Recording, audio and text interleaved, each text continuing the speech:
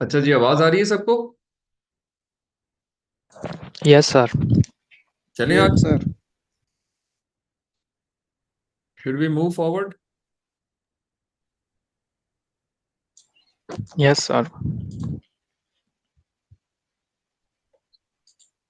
अच्छा, यहाँ पे मैं एक दफ़ा दोबारा से स्क्रॉल डाउन करता हूँ या दोबारा आपको एक दफ़ा एक अपडेट कर देता हूँ कि अल्टीमेटली हमारे पास ये इक्वेशन जो आई है जिसमें हमने ग्रेडियंट को लेते हुए नेगेटिव ग्रेडियंट को कैलकुलेट किया है और अपने एल्गोरिथम की इक्वेशन को सिंप्लीफाई किया है। तो जब सिंप्लीफाई किया है तो वी केम आउट कि ये डेल्टा रूल बन गया है जिसमें हमने स्टार्ट किया था एरर सरफेस पे हमने कंप्यूट करते हुए इसको सॉल्व किया है।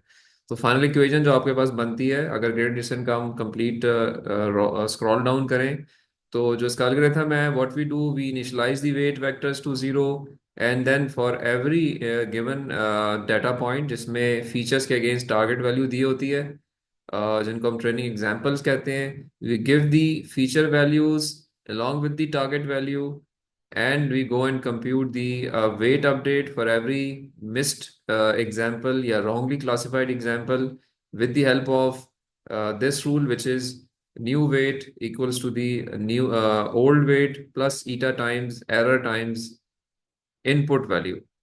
और अकॉर्डिंगली टर्मिनेशन कंडीशन अप्लाई होती है और ये सिस्टम जो है वो आपके पास फिर वेट्स को फाइनलाइज कर देता है।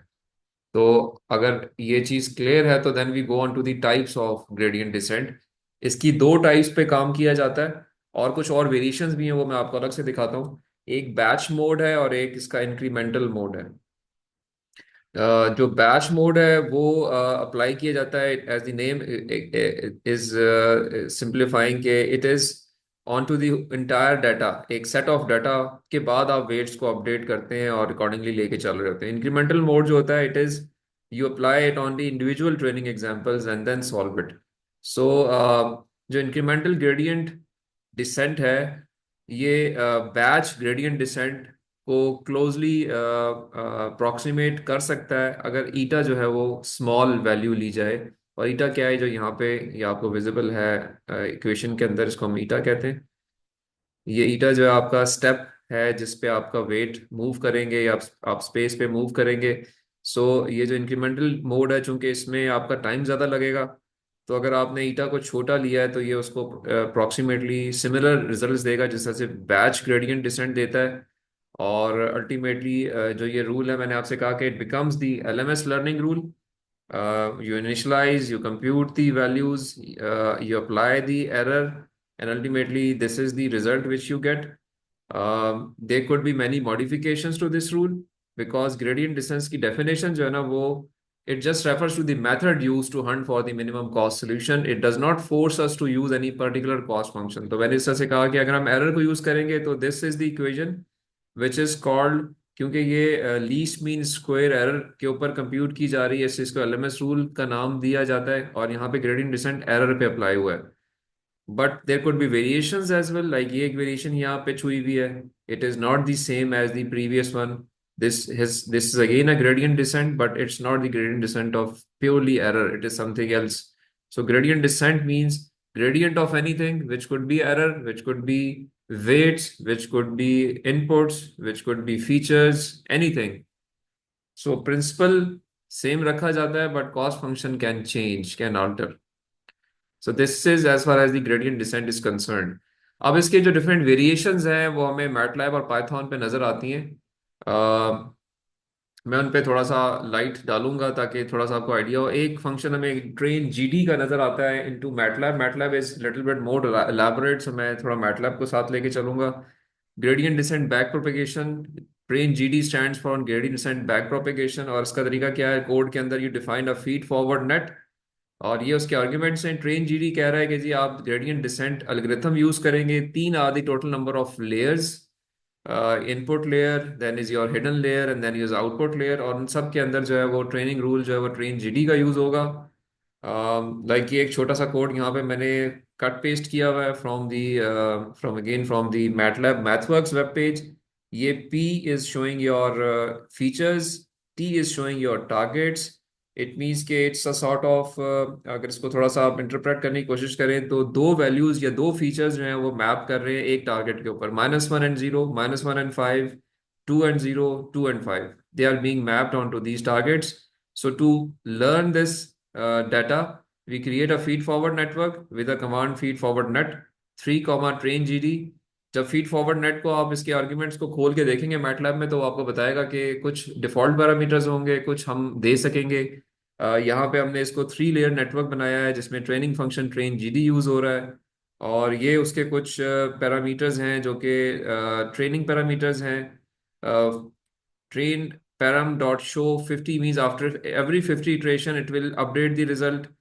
Learning rate 0.05 डिफाइन हुआ है, पॉक्स 300 डिफाइन हुए हुए हैं, और जो एरर का थ्रेशोल्ड वैल्यू है वो एक्सपोनेंट वैल्यू -5, यानी 10⁻⁻5 इसको आप कह सकते हैं। जब इतनी वैल्यू पहुंचेगी तो ये लूप से बाहर निकल आएगा।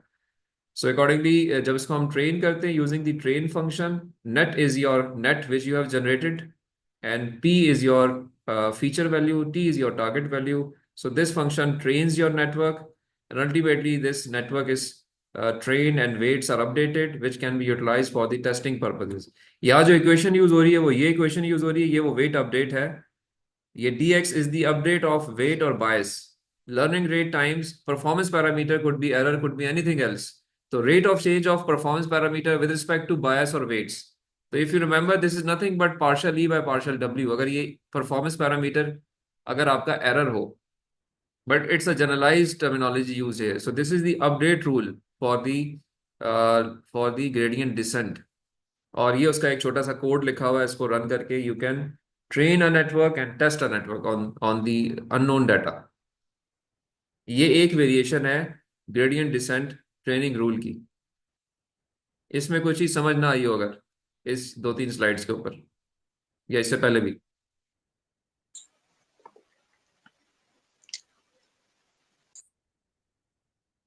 जी नुशरवान, और अभी आपसे तो पूछने की मेरा ख्याल जरूरत नहीं है, लेकिन ये है कि जो पुराने पहले से लोग अटेंड कर रहे हैं, शाहिद, शाहिद साहब, मियाँ शाहिद। जी सर। हाँ, तुम तो लग रहा मुझे कहीं गुस्ल खाने में तो नहीं बैठे हुए? नहीं सर नहीं, वो लगी थी उस वजह से आवाज आ रही है। अच्छा चलो ठीक है।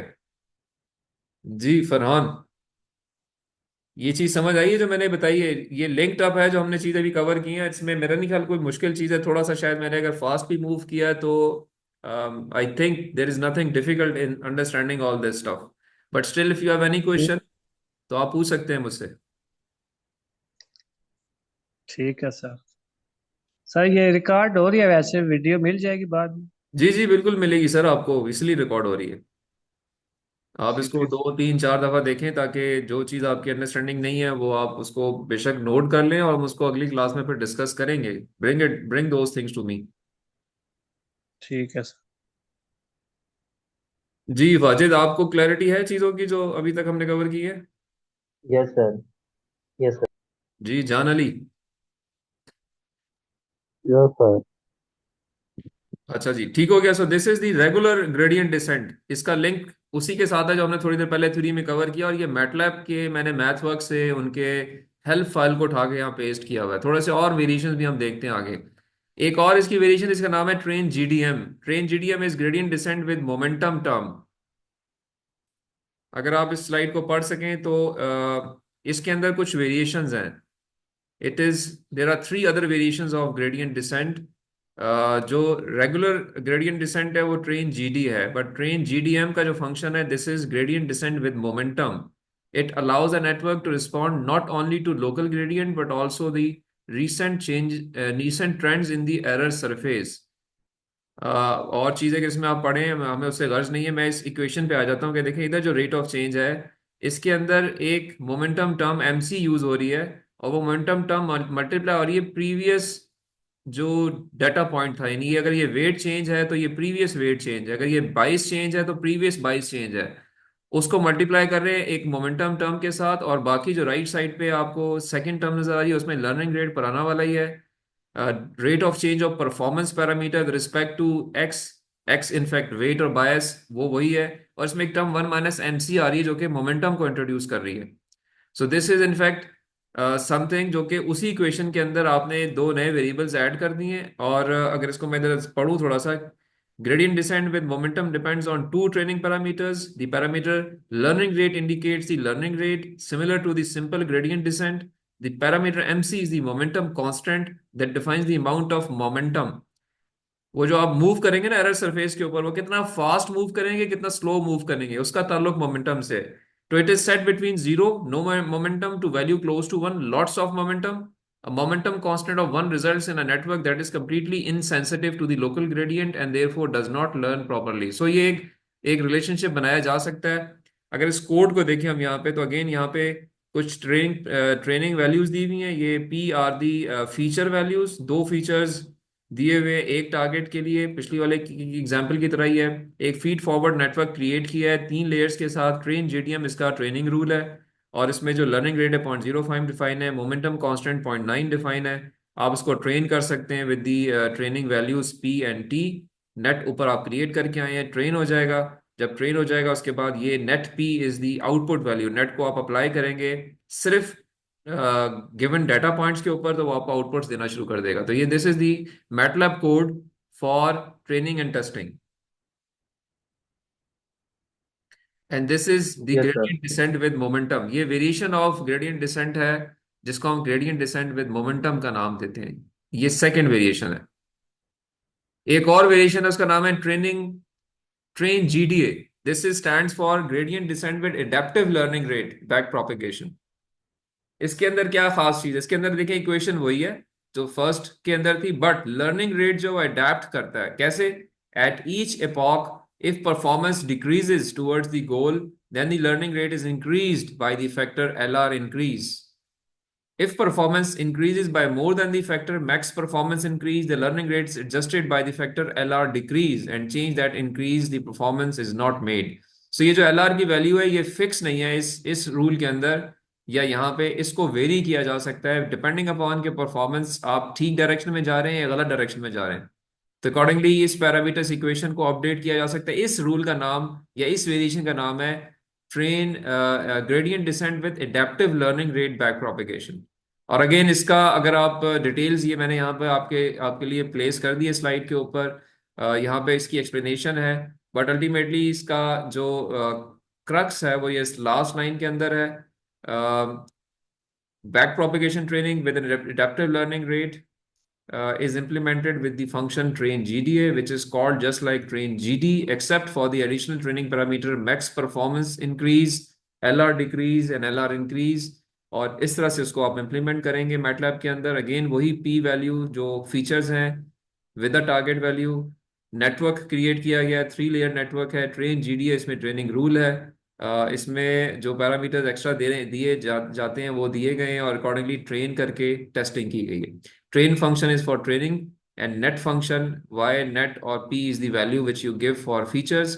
So ये y is the output value जो कि आपकी desired value के बराबर आनी चाहिए। पहले ये train होगा फिर ये test हो जाएगा। So this is called the gradient descent with adaptive learning rate back propagation। थोड़ा सा अगर ये टेक्स्ट पढ़े हम तो मजीद क्लैरिटी आ जाएगी। मैं आपके लिए इसको पढ़ देता हूँ। With a standard steepest descent, the learning rate is held constant throughout the training. Performance of algorithm is very sensitive to the proper setting of the learning rate. If learning rate is set too high, the algorithm can oscillate and become unstable. If the learning rate is too small, the algorithm takes too much time to converge. It is not practical to determine the optimal setting for learning rate before training. And in fact, the optimal learning rate change the training process as the algorithm moves across the performance surface. You can improve the performance of steepest descent algorithm if you allow the learning rate to change during the training process. An adaptive learning rate attempts to keep the learning step size as large as possible while keeping learning stable. The learning rate is made responsive to the complexity of the local error surface. Accordingly, इसमें आगे फिर उसी को थोड़ा सा explain किया हुआ है। But I think the crux or central idea is very clear. If you keep this learning rate not constant but adapted according to the performance curve, then such a training rule or such a variation of gradient descent will be called gradient descent with adaptive learning rate. And इसकी implementation जो है की हुई है। एक ही problem को तीन तरीकों से सॉल्व करेंगे, तीन डिफरेंट कन्वर्जेंस टाइम आएंगे, तीन डिफरेंट वेट्स आएंगे, and you can do a comparison के which training rule is more effective then the total ones जो हमने अप्लाई किए। बट इससे बेहतर एक एक वेरिएशन भी है which is called, rather I would say कि दो वेरिएशंस और हैं। एक है ये ट्रेन जीडीएस का function, this is gradient descent with momentum and adaptive learning rate back propagation. पहले हम सिर्फ एडेप्टिव रेट, लर्निंग रेट को एडेप्टिव कर रहे थे, बट नाउ हम क्या करते हैं कि we do both, we momentum को भी एडेप्टिवली चेंज करवाते हैं और और लर्निंग रेट को भी चेंज करवाते हैं। तो इसके अंदर जो इक्वेशन है वो वही इक्वेशन है जो कि हमने थोड़ी देर पहले देखी थी ग्रेडियंट डिसेंट विद मोमेंटम के अंदर। तो ये इक्वेशन रेट ऑफ चेंज या न्यू वेट या न्यू बायस की वैल्यू है based on the previous values. इसमें मोमेंटम कांस्टेंट को भी वेरी कराया जाता है और लर्निंग रेट को भी वेरी कराया जा सकता है। सो इस तरह की इक्वेशन जब इम्प्लीमेंट की जाए तो इसको, इस वेरिएशन को नाम दे दिया जाता है gradient descent with momentum and adaptive learning rate back propagation. So accordingly, now this is the explanation of this algorithm. The function train GDX combines adaptive learning rate with momentum training. So it is invoked in the same way as train GDA, except that it has the momentum coefficient MC as an additional training parameter. एक दफ़ा हम ये सारे कर लें तो मैं इसको एक दफ़ा दोबारा एक रन थ्रू दे दूंगा कि थोड़ा थोड़ा जो फ़र्क है वो क्या है। बट इसके अंदर एडेप्टिव लर्निंग रेट को मिक्स किया गया है मोमेंटम टर्म के साथ या मोमेंटम वाले एल्गोरिथम के साथ, तो दोनों के जो एडवांटेजेस है वो कन्वर्ज करने की कोशिश की गई है। और the last variation which MATLAB defines, तो अगर आप देखें ट्रेन जीडी से हम शुरू हुए, ट्रेन जीडी एम पे गए, ट्रेन जीडी ए पे गए, ट्रेन जीडी एक्स पे आए, और एक फिर ट्रेन एलएम है। ट्रेन एलएम इज द 11 बर्ड Marquardt back propagation. Now this is the optimization rule apply to the gradient descent. और इसके अंदर इसकी एप्लीकेशन ये सिंपल यही है कि फीड फॉरवर्ड नेटवर्क आपने बनाया, 10 लेयर का नेटवर्क है, और ट्रेन एलएम इसका ट्रेनिंग रूल है। अगेन ट्रेन कर किया जा सकता है और फिर टेस्ट किया जा सकता है। और जब इसको हम देखते हैं, इसकी डिस्क्रिप्शन को देखते हैं, तो यहाँ पे एक हेसियन मैट्रिक्स कैलकुलेट होता है जो कि जैकोबियन मैट्रिक्स से बनता है। अब जैकोबियन क्या है? Jacobian is the first derivatives of the network errors with respect to the weights and biases. So ये जी वेक्टर या जी की जो वैल्यू है ये जैकोबियन से कैलकुलेट हुई हुई है, और हेसियन मैट्रिक्स जो है वो जे ट्रांसपोज जे वेक्टर है। इसकी एक्सप्लेनेशन मैथमेटिक्स में ऐसे ही है। और यहाँ पर ये वाली जो इक्वेशन लोअर नजर आ रही है आपको, this is the new weight और new bias value based on the old bias old weight, जिसमें ये वैल्यूज कैलकुलेट हुई हुई हैं जो कि डिपेंडेंट है rate of change of error के ऊपर, right? So this is the optimization of the gradient descent. It is again gradient descent, but with a different mathematical notation and computations. और इसका नाम है लेवनबर्ग मर्गट एल्गोरिथम। ये इसकी पांचवी वेरिएशन है जो कि इम्प्लीमेंट की जाती है मैटलैब में भी और पाइथन में भी। और जनरली एज्यूमिंगली जो ये फंक्शन या ये जो वेरिएशन है लेवनबर्ग, जिसको हम एलम बैक प्रोपेगेशन भी कहते हैं, this is been found to be the best one or the most optimized variation of the gradient descent algorithm जो कि टू डेट यूज की जा रही है once we train a multi-layer neural network with the gradient descent algorithm। जी students साथ हैं मेरे सारे? Yes yes sir. सर। तो क्या मेरी बातें समझ आई हैं या मैं कोई बहुत फास्ट तो नहीं गया हूँ? समझ आ रही है सारी। अच्छा, इन केस अगर कहीं पे आप लिंक नहीं कर पाए मेरी बात को, तो वीडियो को दोबारा देखें, लेक्चर्स को दोबारा देखें, और कोशिश करें मेरी बातों को लिंक करने की। और स्टिल अगर कोई चीज़ समझ ना आए तो उसको नोट रखें, हम उसको फिर अगली क्लास में once you will go through all this lecture तो दोबारा भी डिस्कस कर सकते हैं based on your questions. Specific questions आपने करने हैं, ठीक है, कि ये चीज़ मुझे इस लेक्चर में फलां जगह पे थोड़ी सी दोबारा से एक्सप्लेन कर दें या समझा दें ये कैसे हुआ, ठीक है। तो लेकिन ये कि आई हैव ट्राइड, मैंने थोड़ा शुरू में आखिर में थोड़ा सा फास्ट इसलिए किया है क्योंकि everything is linked up with the detailed जो मैंने उससे पहले आपसे आपको समझाई है, उससे लिंक्ड अप है। तो अगर वो चीज़ हमने बड़ी आराम आराम से की थी, इसलिए यहाँ पे यस थोड़ा सर। सा फास्ट भी गए हैं ताकि आप हम थोड़ा कंटेंट भी कवर हो जाए और आप चीज़ों को लिंक भी कर सकें। ठीक हो गया। तो नाउ हमने ग्रेडियंट डिसेंट को डिटेल में यहाँ पे कवर किया, इसकी वेरिएशंस देख ली हैं, उनकी मैथमेटिकल इक्वेशंस देख ली हैं, उनकी इम्प्लीमेंटेशन हम ऑलरेडी देख चुके हैं। तो इसको इम्प्लीमेंट करना एक एक एल्गोरिथम के अंदर is similar process. You initialize, you apply the equation, you apply the weight correction, apply the rule which gets you out of the loop, and ultimately once you get that thing done, वो performance parameters parameters होते हैं जो आप decide करते हैं। जब उनमें से कोई भी परफॉर्मेंस पैरामीटर मिल जाए तो आप लूप से बाहर आ जाते हैं। It means you have achieved your target. So इस तरीके से आपका नेटवर्क जो है वो कन्वर्ज कर जाता है। अच्छा जी। अब इसमें जो एक चीज और, maybe this is the last thing which I would like to cover today, वो है कि अब there are some other variations of gradient, जिसको हम स्टोकेस्टिक ग्रेडियंट डिसेंट और mini batch stochastic gradient descent भी कहते हैं। इसको सिर्फ डेफिनेशंस के पर्सपेक्टिव से आपको ध्यान में होना चाहिए। Batch is the total number of examples to calculate the gradient in a single iteration. It can be the entire data set, but for real time datas like Google scale पे अगर हम जाएं तो data sets can contain billions of examples and huge number of features. So consequently, a batch is enormous, causing even a single iteration to take a long time to compute. Keeping this in mind, क्योंकि ऐसा हो सकता है, so we go for some selective data. और उसकी वजह यह है कि redundancy becomes more likely as the batch size grows with lesser predictive value at the cost of smoothing out noisy gradients. So the right gradient can be estimated noisily on average for much less computation by choosing examples at random from data sets. And जब हम randomly कोई data, हमारे पास 1000 balls हैं एक डब्बे के अंदर, मैं हाथ डाल के उसमें से 100 बॉल्स निकाल लेता हूँ, तो वो रैंडम सिलेक्शन ऑफ डाटा होगी। इसलिए ऐसी सिलेक्शन को हम स्टोकेस्टिक सिलेक्शन भी कहते हैं या रैंडम सिलेक्शन भी कहते हैं। तो स्टोकास्टिक का लफ्ज जो है वो रैंडमनेस के लिए यूज होता है। whenever we choose data randomly, we start calling such computation as stochastic.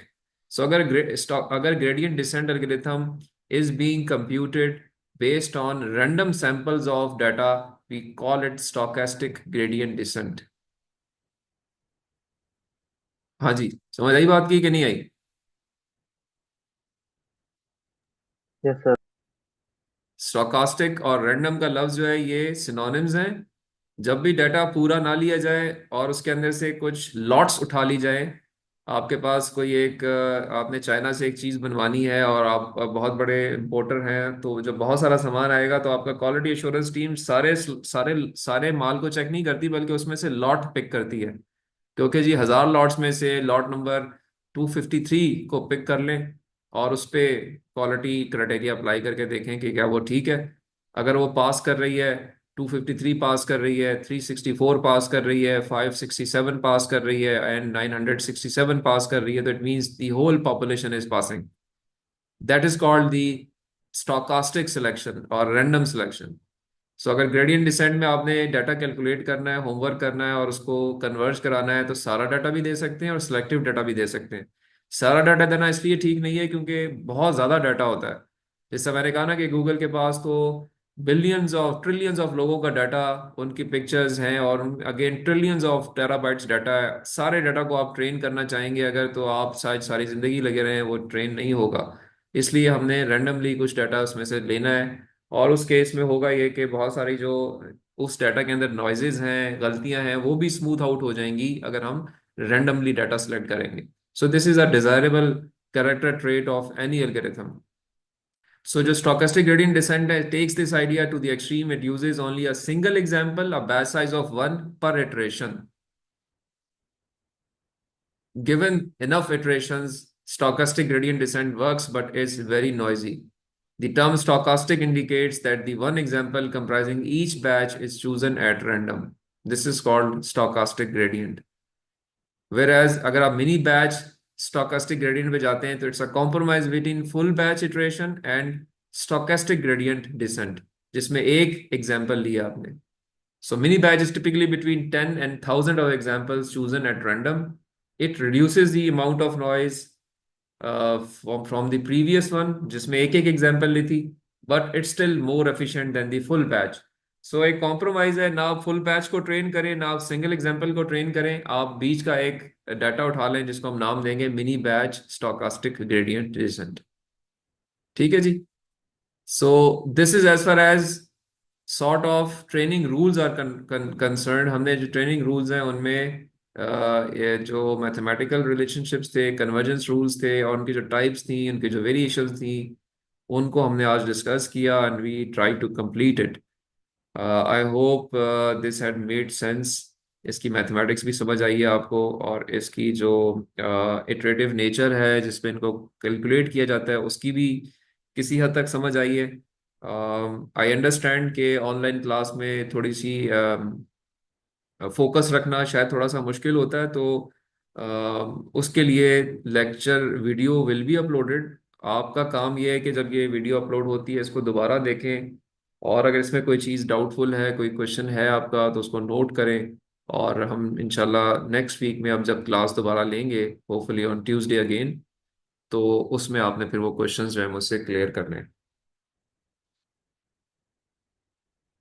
ठीक है जी। Yes sir. Yes sir. Hope everybody is listening to me, मेरे साथ है, समझ आ रही है, आवाज़ आ रही है। बस सर समझ आ रही है। Yes sir. अच्छा, कुछ शायद चीज़ें यस समझ में ही सर। नहीं आई होंगी, बट ये कि आप दोबारा जब लेक्चर्स देखोगे तो होपफुली चीज़ें लिंक कर लेंगे, आप नोट्स बनाएं साथ साथ, ताकि आपको क्लैरिटी रहे। और कोई क्वेश्चन कोई क्वेरी हो उसको नोट करें, हम उसको अगली क्लास में फिर डिस्कस भी करेंगे। With this we conclude today's lecture. I can continue, मैं थोड़ा और करवा सकता हूँ, बट आई थिंक यार ये आप थक गए होंगे और शायद अभी दिमाग में कुछ ना जा रहा हो आपके। Yes sir. यस सर बस। ठीक है, तो चलें जी, दैट्स फाइन। इसको हम इसी नॉलेज को एक्सटेंड करेंगे, अब हम डीप न्यूरल नेटवर्क्स पे जाएंगे अगली क्लास में इंशाल्लाह, कि डीप न्यूरल नेटवर्क्स क्या होते हैं और किस तरीके से वो फिर इस बैक प्रोपेगेशन फिनोमेना को, ग्रेडियंट डिसेंट को इस्तेमाल करते हुए चीज़ों को सीखते हैं और अकॉर्डिंगली ट्रेन होने के बाद टेस्ट किए जाते हैं। और उस पर फिर हम एक लैब सेशन भी रखेंगे आपका, जिसमें डीप न्यूरल नेटवर्क्स की आप एक लैब भी करोगे, ताकि आपको उसकी अंडरस्टैंडिंग जो है वो प्रैक्टिकली भी डेवलप हो जाए। आज की जो लैब है वो भी मैंने काफ़ी डिटेल्ड एक्सप्लेनेटरी टाइप रखी है। It's more towards the graphical nature of Python, के पाइथन के ऊपर किस तरीके से आप इसके डिफरेंट लाइब्रेरीज को यूज़ कर सकते हैं to get descriptive nature of data, उसको एक्सप्लेन कर सकते हैं, उसको समझ सकते हैं, उसको ड्रॉ कर सकते हैं। तो इस पर्सपेक्टिव से आज की लैब रखी है। स्टेप बाय स्टेप मैंने इसमें स्टेप्स डिफाइन हुए हुए हैं, you can start doing it. आज की जो आपकी लैब सेशन है वो आप आई शेयर दी लैब, साथ से मैं रिक्वेस्ट करूंगा वो आपसे शेयर कर लेगा, और उसको आप फिर आज के दिन 3:30 से 5 में उसको कीजिए। और in case you are left with something, तो उसको आपने फिर थर्सडे को कंप्लीट करना है, और अकॉर्डिंगली प्रीवियस क्लास या सॉरी नेक्स्ट क्लास से पहले इसके रिजल्ट्स जो हैं वो जिस तरह आप पहले जमा कराते रहे वो जमा कराएंगे, ताकि आपकी अंडरस्टैंडिंग जो है वो पता चल सके।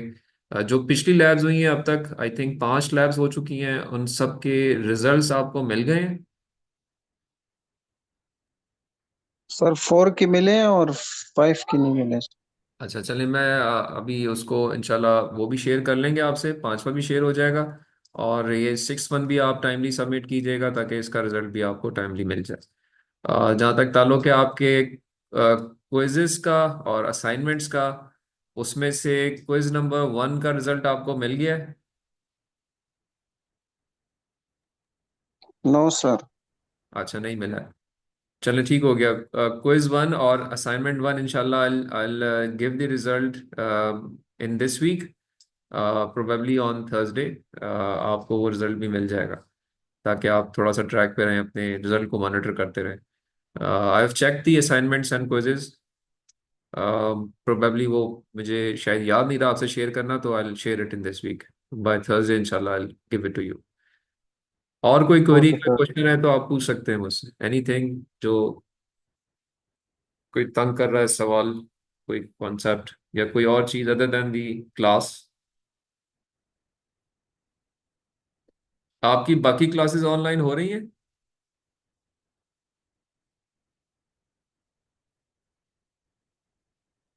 हाँ जी। सर एक हुई। एक हुई है, बाकी कोई भी नहीं हुई इसके अलावा? सर मेरी एक और क्लास थी, वो एक क्लास में हुई आज की, एक और उसकी उसकी टाइमिंग लेकिन शाम की है अभी।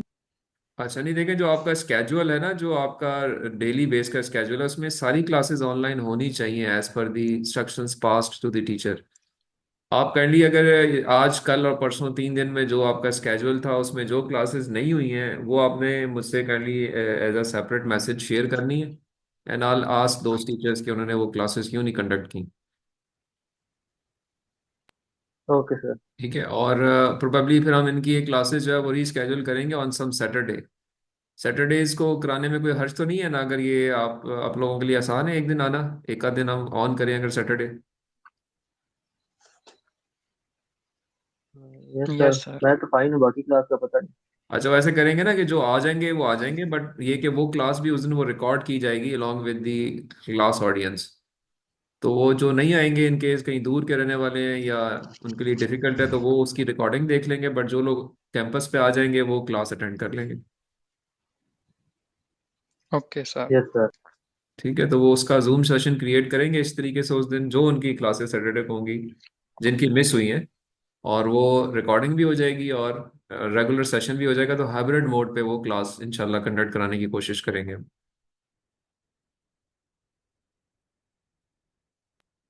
Okay sir. ठीक है, तो अभी इनफैक्ट ये 3 दिन की क्लासेस जो मिस हुई हैं, और इसके अलावा भी कुछ लोगों ने अपनी क्लासेस बीच में बिकॉज ऑफ एनी इमरजेंसी कुछ टीचर्स ने शायद नहीं ली होंगी, वो हमारे ट्रैक में है, रिकॉर्ड में है। उन सब से हम रिक्वेस्ट करेंगे कि वो अपनी क्लासेस स्केड्यूल करें।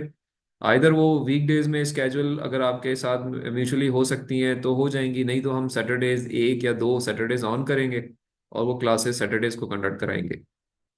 ठीक है, that is that fine with everybody? Yes sir. आप लोग पढ़ना तो यस चाहते सर। हैं? यस सर बिल्कुल। हाँ, हमारी ख्वाहिश यही है, एटलीस्ट मेरी ख्वाहिश यही है कि हमारी जो क्लासेस हैं वो सारी की सारी हो, कोई मिस ना हो किसी की क्लास भी।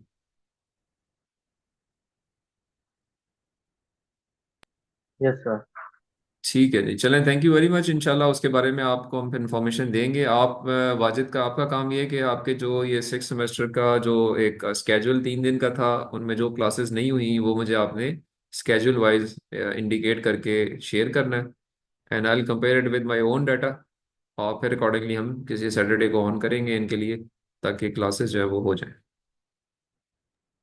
Okay sir.